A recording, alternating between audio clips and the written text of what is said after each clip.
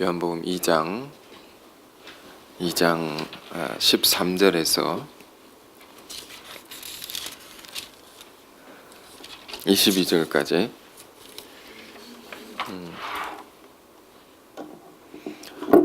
여러분 찾으신 줄 알고 제가 읽겠습니다. 유대인의 유월절이 가까운지라 예수께서 예루살렘으로 올라가셨더니 성전 안에서 소와 양과 비둘기 파는 사람들과 돈 바꾸는 사람들이 앉아 있는 것을 보시고 노끈으로 채찍을 만드사 양이나 소를 다 성전에서 내쫓으시고 돈 바꾸는 사람들의 돈을 쏟으시며 상을 엎으시고 비둘기 파는 사람들에게 이르시되 이것을 여기서 가져가라. 내 아버지의 집으로 장사한 집을 만들지 말라 하시니 제자들이 성경 말씀에 주의 전을 사모하는 열심히 나를 삼키리라 한 것을 기억하더라. 유대인들이 대답하여 예수께 말하기를 네가 이런 일을 행하니 무슨 표적을 우리에게 보이겠느냐. 예수께서 대답하여 이르시되 너희가 이 성전을 헐라 내가 사흘 동안에 일으키리라. 유대인들이 이르되 이 성전은 46년 동안에 지어졌거늘 네가 3일 동안에 일으키겠느냐 하더라. 그러나 예수는 성전된 자기 육체를 가리켜 말씀하신 것이라. 죽은 자 가운데 살아나신 후에야 제자들이 이 말씀하신 것을 기억하고 성경과 예수께서 하신 말씀을 믿었더라. 아멘. 이 성전을 헐라 내가 사흘 동안에 일으키리라. 자, 여러분 12월의 첫 주일 예배입니다. 우리는 기도하신 분의 기도와 같이 대림절을 우리가 보내고 있습니다. 대강절이라고도 하고 대림절이라고도 하죠. 주님의 오심, 그 성탄을 기다리면서 보내는 그런 기간입니다.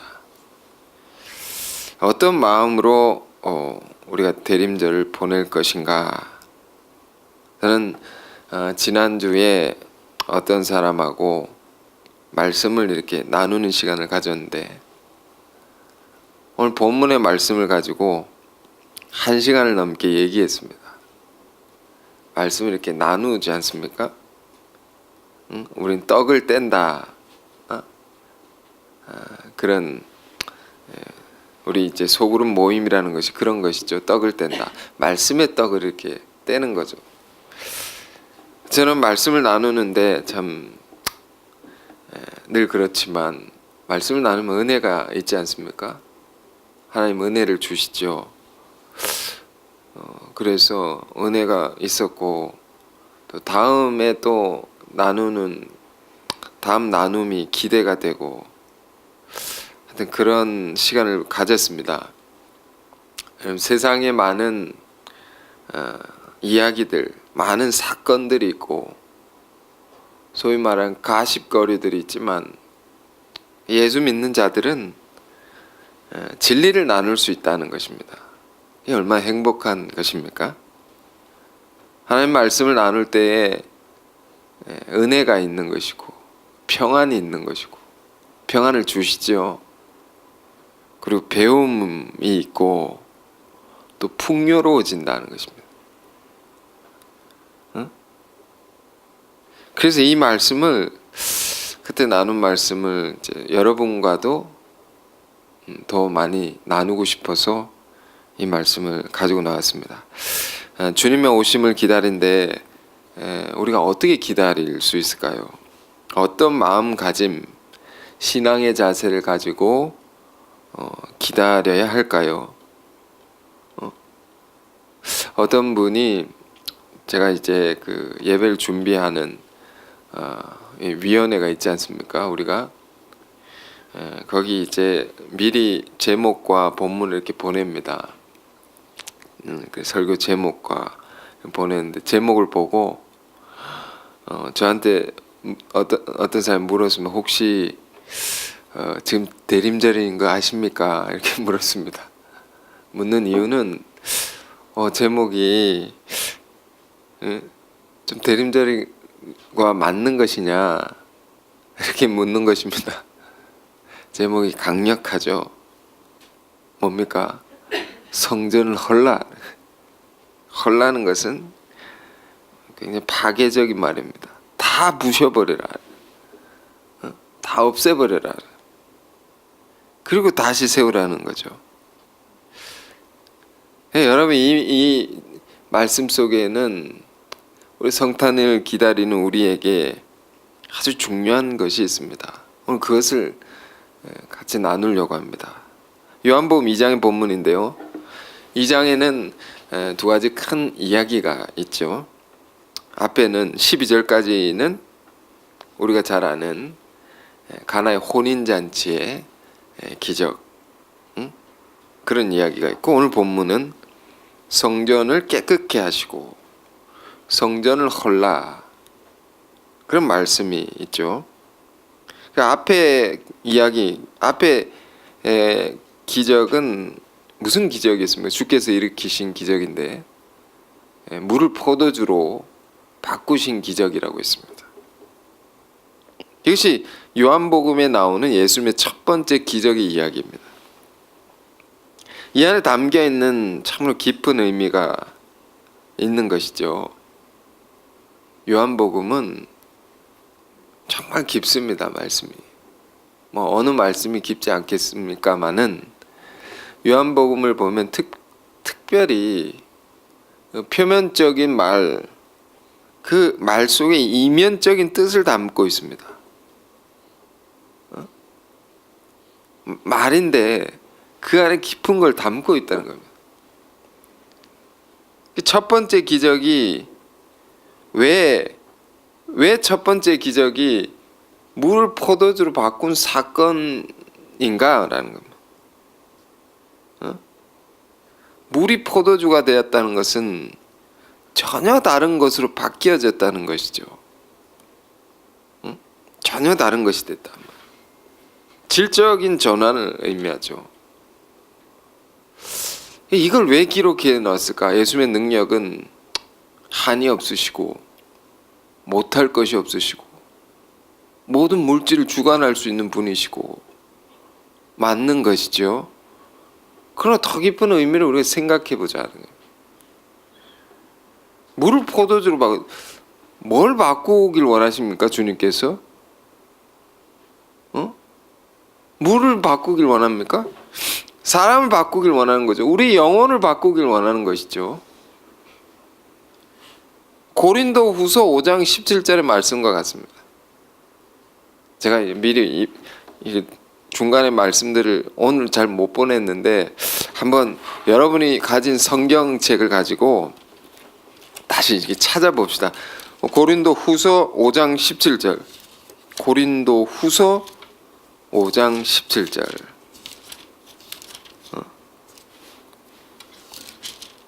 5장 17절.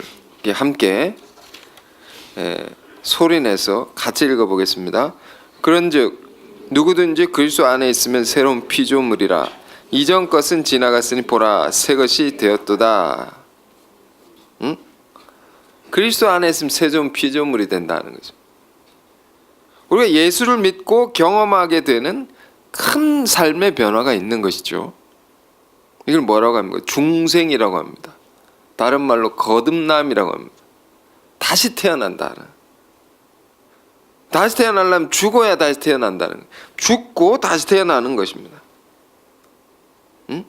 이 말 속에는 우리가 예수를 믿고 나서는 이전과 전혀 달라지는 내가 된다라는 겁니다. 그것은 무엇으로 가능해지는 것입니까? 그런데 그리스도 안에 있으면 그걸 믿게 되면 전혀 다른 사람이 전혀 새로운 존재가 된다는 겁니다. 사람이 제가 여러 번 말씀드렸지만 교정사역 하는 분들, 교도소에서 흉악범들 그런 영혼들을 에게 복음을 전해서 구원을 받게 하는 그런 일을 하는 장로님이 그런 간증들을 하시지 않습니까? 응? 어떻게 저런 사람이 바뀔 수가 있느냐? 바뀐다는 거예요. 아무리 끔찍한 죄인도 바꾸신다는 거예요, 주님이. 그 바뀌는 것을 보시고 놀라운 간증하듯이 전혀 새로운 존재가 된다는 말. 응? 예수를 믿으면 이렇게 되는 겁니다. 진짜 믿으면. 응? 여러분은 예수를 믿고 이런 증거를 받으신 적이 있습니까? 아, 당신 완전히 달라졌습니다. 이전의 당신이 아닙니다. 응? 이런 증거를 받는다면 진짜 그리스도인이라고 말할 수 있겠습니다. 우리 인생에서도 그리스도로 말미암아 일어나는 진정한 기적, 첫 번째 기적은 이런 것일 겁니다. 응? 사람이 이제 은혜를 받지 않습니까? 그러면 의학적으로도 세포가 다 바뀐다고 합니다. 이제 물이 포도주 변하듯이 물질이 바뀐다는 겁니다. 이 은혜를 받으면 전혀 달라진다는 겁니다. 요한복음 2장의 가나 혼인잔치 기적 이야기는 예수님의 제자들의 그런 신앙 고백 같은 내용입니다. 그는 어부 출신으로 그 시대의 하층민으로서 하루하루를 연명하는 삶을 살아갈 수밖에 없는 그런 인생들이었는데 그리스도를 만남으로 큰 변화가 일어난 겁니다. 그 변화를 기록해 놓은 것이 아닌가 말이에요. 그의 인생의 극적인 변화. 하나의 비유처럼 기록해 놓은 거죠. 이 성경을 보는 관점을 말씀드리는 겁니다. 성경의 이야기는 지어놓은 이야기가 아니죠. 분명한 역사적 사실인 거죠. 분명히 일어난 사건인 것이죠. 그것을 어떻게 표현했느냐라는 것입니다. 그 속에 어떻게 신앙의 깊은 교훈을 담아냈느냐라는 겁니다. 2장에서는 그렇게 얘기를 한 겁니다. 물을 포도주로 바꾸었다. 완전히 달라졌다라는 간증 같은 겁니다. 응? 그 이야기를 보면 우리 인생에 던져주는 큰 하나의 비유 같은 겁니다. 인생에 대한 비유. 잔치의 비유죠. 그 잔치는 두 종류가 있다는 겁니다. 어떤 종류? 하나는 그리스도가 없는 잔치가 있고 하나는 그리스도가 있는 잔치가 있다. 그리스도가 주인이 되는 그리스도가 관장하는 잔치가 있다. 마찬가지로 우리 인생도 두 인생이 있다는 겁니다. 그리스도가 없는 인생이 있고 그리스도께서 주인이 되신 그리스도가 내 삶을 다스리는 인생이 있다는 겁니다. 그럼 무슨 차이가 있습니까? 그리스도가 없는 인생은 물과 같은 것이다. 싱거운 것이고 재미가 없고 그러나 그리스도를 인생의 주인으로 모시는 자에게는 놀라운 세계를 경험한다. 물이 포도주로 바뀌듯이 포도주는 술이니까 좋은 거죠. 좋아지는 거죠. 기분이 좋아지고 취하고 너무 기쁘고 인생이 그렇게 바뀐다는 것이죠. 질적으로 그리스도 안에 있으면 새로운 피조물이라. 이것을 예수님의 제자들이 예수님 만나고 경험했다는 겁니다. 우리들 안에 이런 것이 다 있는 것이죠. 우리 성탄 수련회를 앞두고 있는데요. 여러분 이런 간증이 많지 않습니까? 우리 수련회를 통해서 내 인생이 완전히 달라졌습니다. 완전히 달라졌습니다. 올해 수련회도 그런 수련회가 되기를 바랍니다. 근데 어떻게 달라질 수 있느냐? 그것은 그리스도를 알고 그분의 나를 향한 사랑을 알 때에 그 사랑이 무엇입니까? 십자가라고 하는 겁니다. 십자가. 죽음이죠. 자신의 몸을 찢고 피 흘리기까지 주님 나를 사랑하신다라는 것을 우리가 알게 되면 우리가 바뀐다는 겁니다. 그래서 그의 피로 인하여 구원을 받는다라는 말이 그런 말이죠. 이것이 제자들 안에 일어났다면 그 놀라운 사랑을 이들이 경험한 거죠. 그래서 그의 삶의 극적인 변화가 일어났다라는 겁니다. 그리고 이어지는 이야기가 오늘 본문입니다. 오늘 본문 굉장히 다른 이야기죠. 이거는 2장 안에는, 요한복음 2장 안에는 상당히 다른 두 사건이 이제 기록되어 있는 것이죠. 앞에 것은 물이 포도주로 바뀐 것입니다. 완전히 새롭게 바뀌어진 겁니다. 뒤에 것은 뭡니까? 이렇게 표현할 수 있습니다. 포도주에 물이 계속 섞여가지고 포도주의 맛을 잃어버린 겁니다. 그런 이야기와 같은 겁니다. 포도주여야 하는데 물이 됐단 말이에요. 물처럼. 그런 자들에 대한 분노라고 말할 수 있습니다. 책망이라고 말할 수 있습니다. 그래서 성전을 헐어버려라. 완전히 부숴버려라.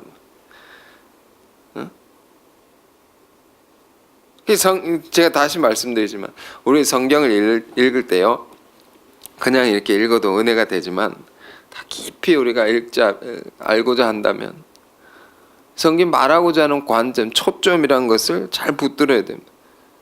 결국 성경은 우리의 신앙의 교훈을 주는 것이죠. 우리 인생에 대해서 더 그리스도를 본받게 하고 하나님 뜻을 따르게 하는 데 유익한 교훈이 아닙니까? 그래서 지금 뭘 얘기하는 것입니까? 이 장에서 얘기하는 것은 우리 신앙이 어떻게 하면 그리스도로 말미암아 그분의 말씀으로 말미암아 바뀌어질 수가 있느냐. 제자들, 예수님의 제자 어부들은 바뀌었다는 겁니다. 그런데 다른 사람들, 그 시대 유대인들, 종교인들, 그들이 이미 포도주였습니다. 구약의 많은 예언들을 보면 그들 포도주라고 했습니다. 하나님이 택하신 선민들은 포도주입니다. 그런데 점점점 물이 섞여지게 됐다. 그 맛을 잃어버리게 됐다. 그래서 그들은 그리스도가 오셨는데도 그리스도를 영접지 아니하였다는 겁니다. 그리스도가 오셨는데도 그의 말씀을 듣지 아니하였다는, 그들은 바뀌지 않았다는 겁니다. 이쪽은 바뀌었는데 여기는 바뀌지 않았다는 얘기죠. 아니 꼭 바뀌어야 됩니까? 안 바뀌면 안 되는 것입니까? 안 되는 겁니다. 왜? 바뀌지 않으면 하나님의 아들을 볼 수 없기 때문입니다. 알아보지를 못합니다. 우리는 이 성탄을 기다리면서 참 중요한 주제를 생각해야 됩니다. 그 시대에 믿는 자들은 왜 그리스도를 알아보지 못했느냐, 그리스도를 영접지 아니하였는가 말이에요. 응? 심지어 나중에 십자가에 못 박게 되죠. 하나님의 아들을. 응? 왜 못 박게 되는, 그런 하나님의 아들을 십자가에 못 박는 끔찍한 일을 저지르게 됩니까? 누가? 유대인들이. 응? 그것은 하나님의 아들이 오셨는데도 하나님의 아들임을 알지 못했다는 거예요. 응? 그런 면에서 우리는 이 장을 조금 더 진지하게 묵상해 볼 필요가 있습니다. 우리는 어떤 신앙이 되는, 성탄, 주님 오셨는데 주님 맞이할 수 있어야 되죠. 그런 신앙의 자세를 준비해야 되는 것이죠. 그러면서 오늘 말씀 중요한 것입니다. 예수님 지금 분노하고 계십니다. 응? 왜 분노하실까? 사랑의 주님 안에 분노를 우리가 생각해 보는 건 참 어려운 것이죠. 예수님 죄인들의 친구가 되시고 병자들의 치유자가 되시고 소외된 자들의 위로자가 되신 분 안에 아주 큰 분노가 있는 겁니다. 지금 그럼 어떤 것에 대한 분노일까요? 주님 죄인은 사랑하시지만 죄는 미워하신다. 죄는 미워하는 거예요. 응? 그렇게 응? 로마서 8장에 보면 죄라는 것은 그건 죽여야 된다고 말하고 있습니다. 영으로서 죽이면 살리니 죄는 죽여야 돼. 왜? 그건 암과 같은 것이기 때문에. 내버려두면 점점 커지기 때문에, 커져서 그것이 나를 죽이기 때문에 그건 내가 죽여야 된다. 응? 지금 주님은 그 시대 신앙인들 안에 있는 죄에 대해서 분노하는 겁니다. 응? 특히 그 시대 믿는 자들이니까 우리가 이 이야기를 읽으면서 생각해야 될 것은 우리가 참으로 죄에 대해 민감해야 됩니다. 그리고 그걸 철저히 청산하고자 해야 된다.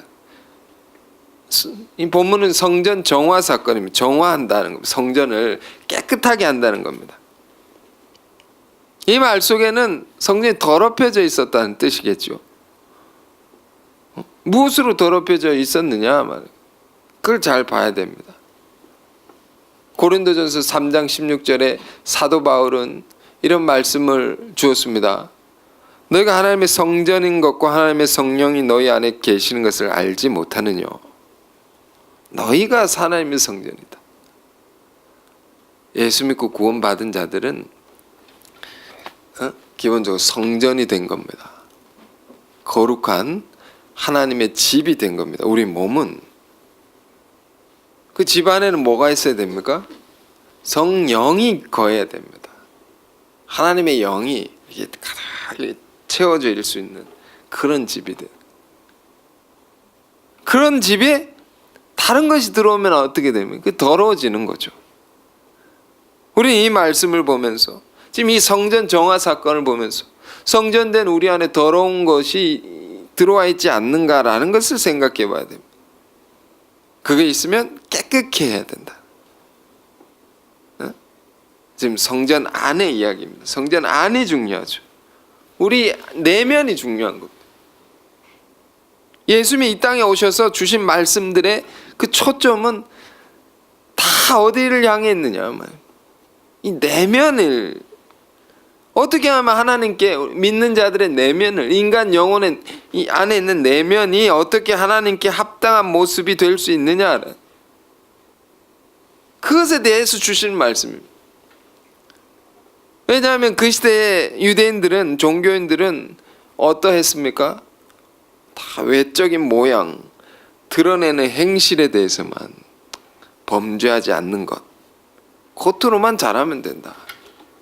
속에는 온갖 더러운 걸 품고 있어도 겉으로만 잘하면 된다. 이것만 관심하고 있었을 때에 주님 말씀하시면 너희 마음을 보라. 마음에 죄가 있다.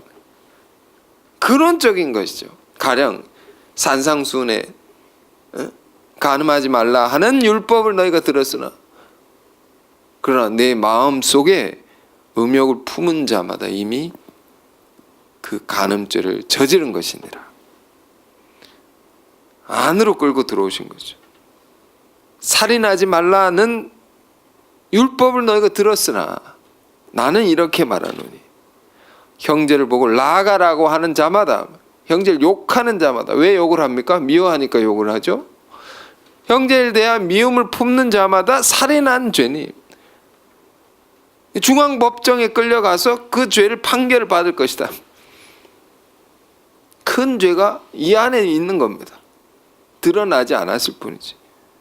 그러니까 이거 예수님은 어떻게 하면 우리 안에 있는 죄의 원천적인 근본적인 문제를 얘기하시면서 이걸 어떻게 바꿔낼 수 있느냐, 이걸 깨끗게 할 수 있느냐, 이것이 하나님께 합당한 모습을 가지게 할 수 있었느냐, 이것에 주목하시고 말씀 주신 것이죠.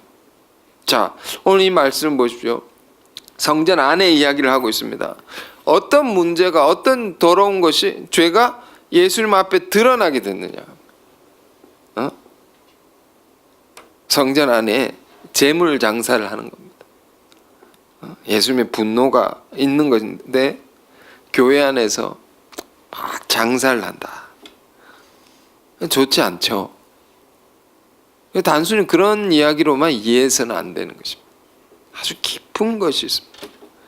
음흉한 것이 이 이야기 속에 연루가 되어 있습니다.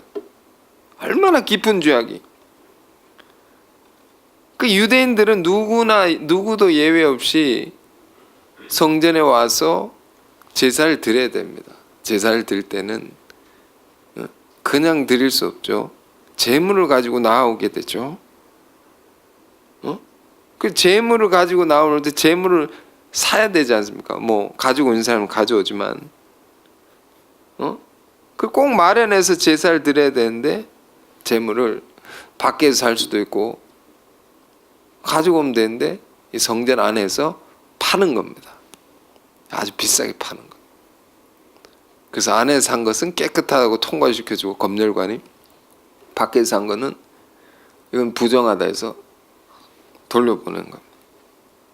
무조건 비싸게 안에서 사게 하는 겁니다.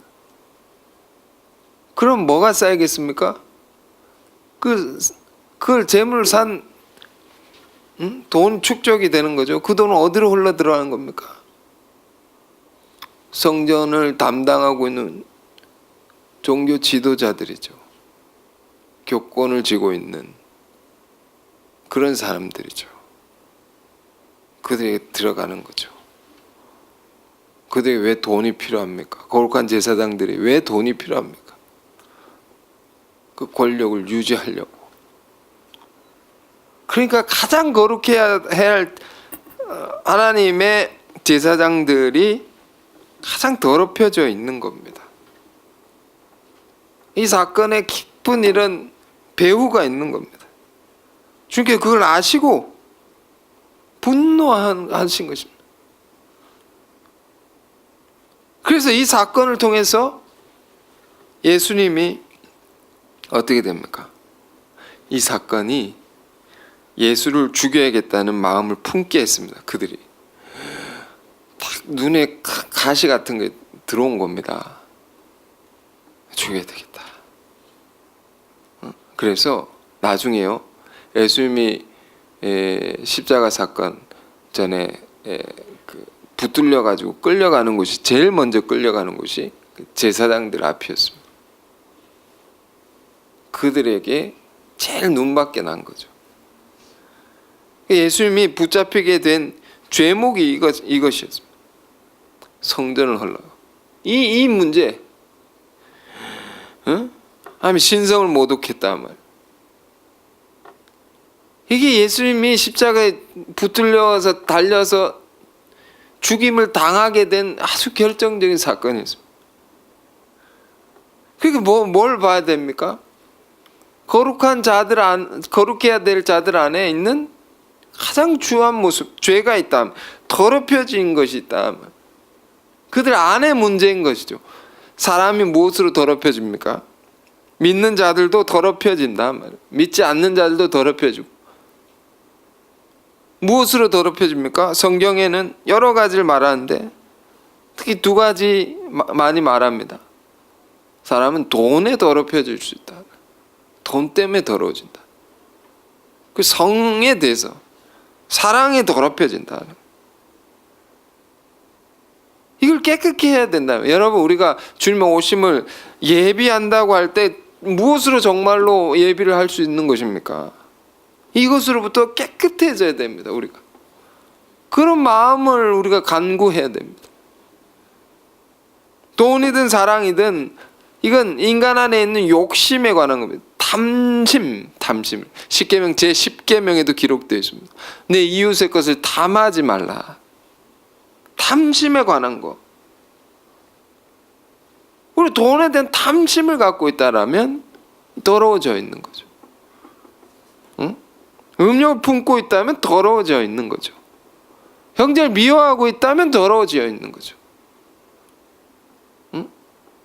이런 걸 깨끗게 하라는 그런 명령과도 같은 말씀, 오늘 밤 말씀입니다. 그런데 이 시대에 지금 성전이 원래부터 더러웠습니까? 처음엔 깨끗했던 겁니다. 그래서 점점점 더러워진 거죠. 점점점 더러워져서 예수님을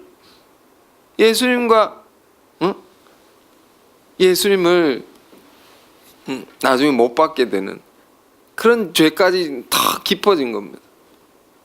우리 신앙에서 제일 무서운 것이 뭡니까? 그것은 신앙의 변질이라는 겁니다.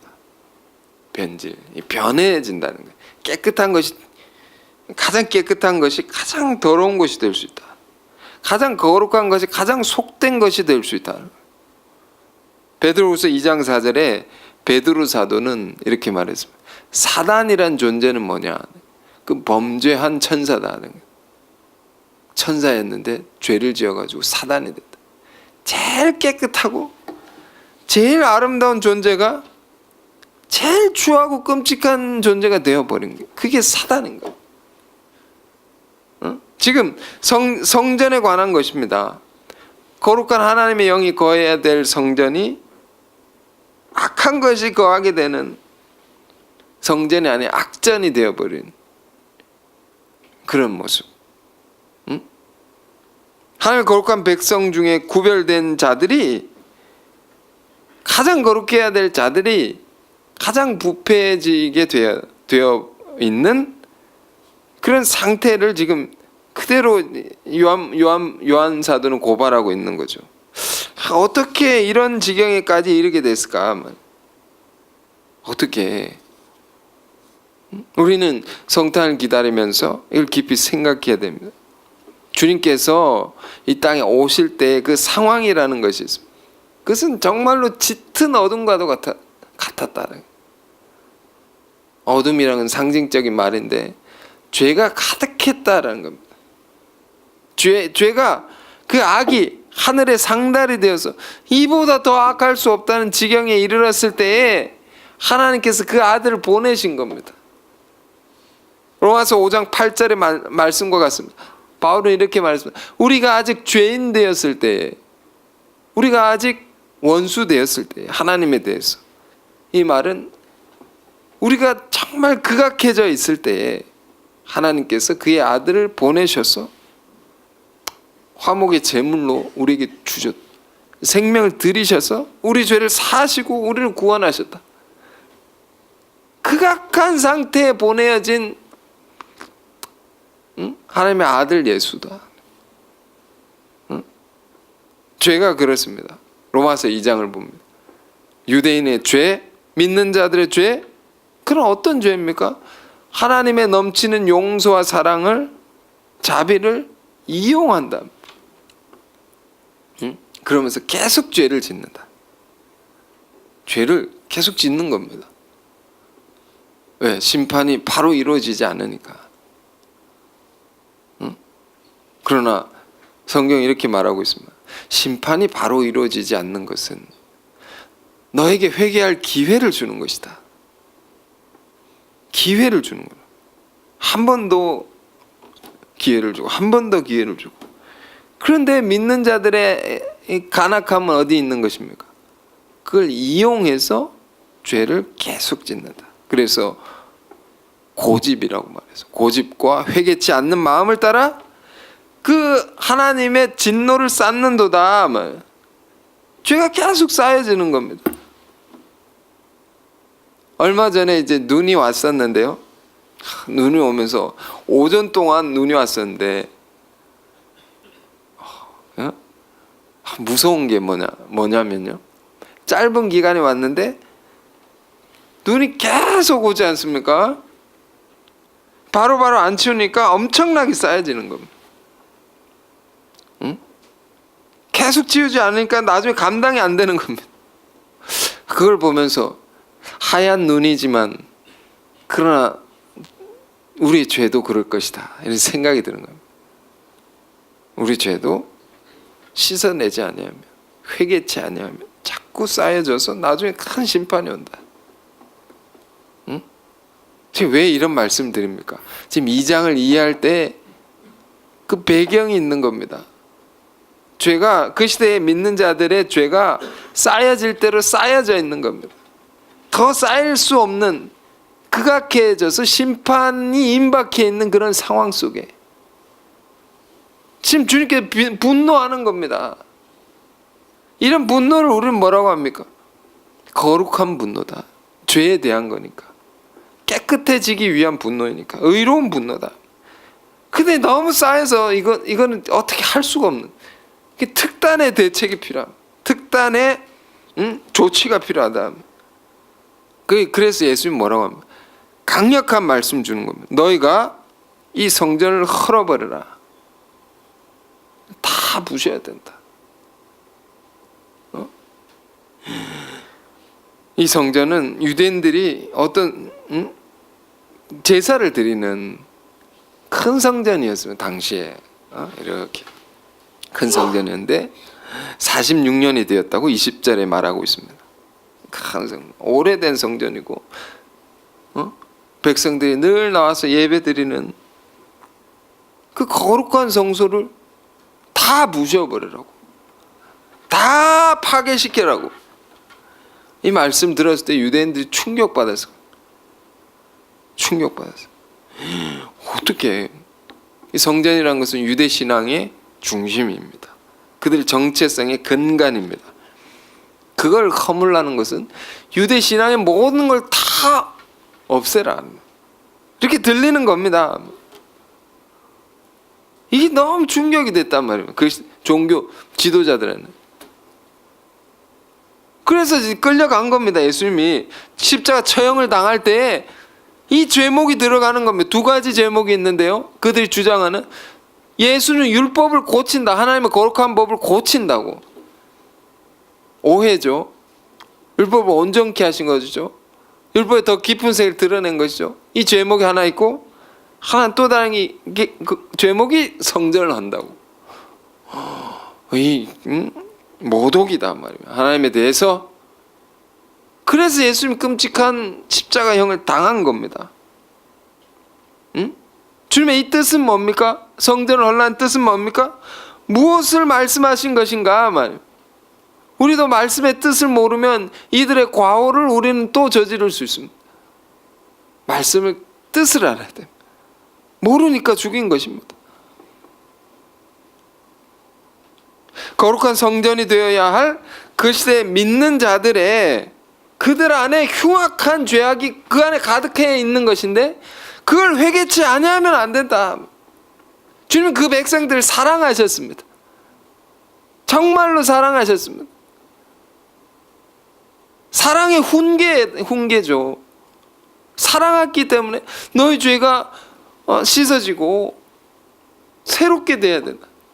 그렇지 아니하면 너희가 희망이 없다. 이 백성이 희망이 없다. 하나님의 촛대를 이 백성에서 옮기실 것이다. 그래서 강력한 말씀으로 그들을 돌이키려는 겁니다. 이 큰 건물이 허물어지듯이 다 무너져야 된다. 우리 안에 있는 거. 언젠가 노후된 건물을 붕괴시키는 그 장면을 이렇게 본 적이 있습니다. 그 다이너마이트를 다 설치하고 쾅 터뜨리는데 큰 굉음과 함께 우르르 다 파괴되어서 형체가 다 사라지죠. 그걸 보면서 이런 말씀이 생각이 나는 거예요. 우리 안에 죄적인 자아가 있습니다. 자기도 모르게 쌓여진 게 있는 겁니다. 굳어진 게 있는 겁니다. 그걸 철저히 부서져야 돼. 그래야 우리가 바뀔 수 있는 겁니다. 신앙은 그런 것을 요구하고 있습니다. 주께서 우리에게 말씀하신 것은 부분적으로 바꿔내는 게 아니다. 조금 수정하는 게 아니다. 적당히 노력해서 되는 게 아니다. 그것으로 사람은 바뀌지 않는다라는 겁니다. 왜? 근본이 안 바뀌면 안 바뀐다. 그래서 어떻게 해야 됩니까? 우리 이 말씀들 들으면서 이전에 죄를 일삼던 생각들이 있습니다. 생각의 것들, 죄를 향해 가는 생각들이 있습니다. 죄를 짓는 습관들이 있습니다. 이걸 다 부정하고 새롭게 시작해요. 우리 안에 이런 걸 생각해야 됩니다. 여전한 문제가, 힘들어하는 문제가 있다면 그건 가만히 보면 여전한 죄로 힘든 것일 수 있습니다. 그걸 다 죽고 다시 살아야 된다. 건물을 보면 여러분 그런 건물 보신 적 있을 거예요. 리모델링 하는데 건물 겉에만 앞에만 리모델링하고 겉에만 하고 속은 그대로 있는 그런 건물 보신 적 있을 거예요. 그렇게 해서는 안 된다는. 우리도 하나의 집이니까요. 겉 모양만 거룩한 모양으로 가져서는 안 된다. 그 속이 바뀌어야 된다. 다 헐고 새로 지어라. 응? 예수님은 이 성전을 헐라고 하시면서 내가 3일 만에 일으키리라 말씀하십니다. 3일의 의미는 뭡니까? 주께서 이 유대인들의 모든 죄악을 담당하시고 지고 죽으셨다. 죽고 사흘 만에 다시 사셨다. 십자가 부활의 진리를 말하는 것. 죽고 다시 살아야 된다. 이것이 믿음의 길을 가는 우리 삶의 가장 핵심적인 겁니다. 인간 자꾸 자기 식대로 생각을 하고 자꾸 짓던 죄를 계속 지으려는 관성이 있습니다. 관성. 계속 그리로 향해 가는. 그걸 어떻게 해야 새로워지나? 바울은 말했습니다. 내가 날마다 죽노라. 날마다 죽는다는 것은 날마다 죽고 날마다 다시 태어난다. 무엇으로? 주님의 말씀으로, 주님의 은혜로. 여러분 이것이 굉장히 중요합니다. 사도의 삶의 승리, 그의 위대한 역사는 정말 그렇게 살았던 데에 있습니다. 매일의 삶이 내 생각과 내 죄적인 습관대로 살지 않고 오늘도 죽고 내일도 죽고 말씀대로 다시 살아가려는 나로 날마다 세워지는 것. 이런 것이 우리 안에 끊임없이 이어져야 된다. 그래서 요한복음 2장에 이렇게 되어 있지 않습니까? 말씀의 배열이 이렇게 되어 있죠. 혼인 잔치의 기적 이후에 이 말씀이 있다. 왜 이것을 이어서 붙여놨느냐? 그리스도로 말미암아 변화된 자들이라 할지라도, 그런 자들이라 할지라도 날마다 죽고 다시 사는 훈련을 하지 않으면 이들과 같이 굳어진 신앙 안에서 그리스도를 배척하고 죽일 수 있는 그런 자가 될 수도 있다. 변질될 수도 있다. 그리스도의 큰 은혜를 받은 자라 할지라도 선줄로 생각하는 자는 넘어질까 조심하라. 늘 우리 신앙이 처음 그 마음을 가지려고 날 죽고 다시 사는 그런 신앙이 되어야 된다라는 것을 우리에게 얘기해 주고 있는 것입니다. 여러분 이 말씀 기억하면서 우리가 그리스도의 오심을 준비한다는 것은 이런 것이 먼저 우리 안에 선행되어야 할 것입니다. 우리도 모르게 용인해 왔던 여러 가지 죄악의 모습들, 나도 모르게 더럽혀진 이 마음 깊은 곳에 품고 있는 생각, 이것을 깨끗게 하지 않으면 안 된다. 그것이 이 말씀 앞에 철저히 죽고 전혀 새롭게 태어나는 이런 경험 속에서 우리는 그리스도를 맞이할 수 있는 거룩한 하나님의 백성들이 될 수 있을 것입니다. 자, 오늘 이 말씀 기억하면서 함께 기도하는 시간 갖겠습니다. 주님,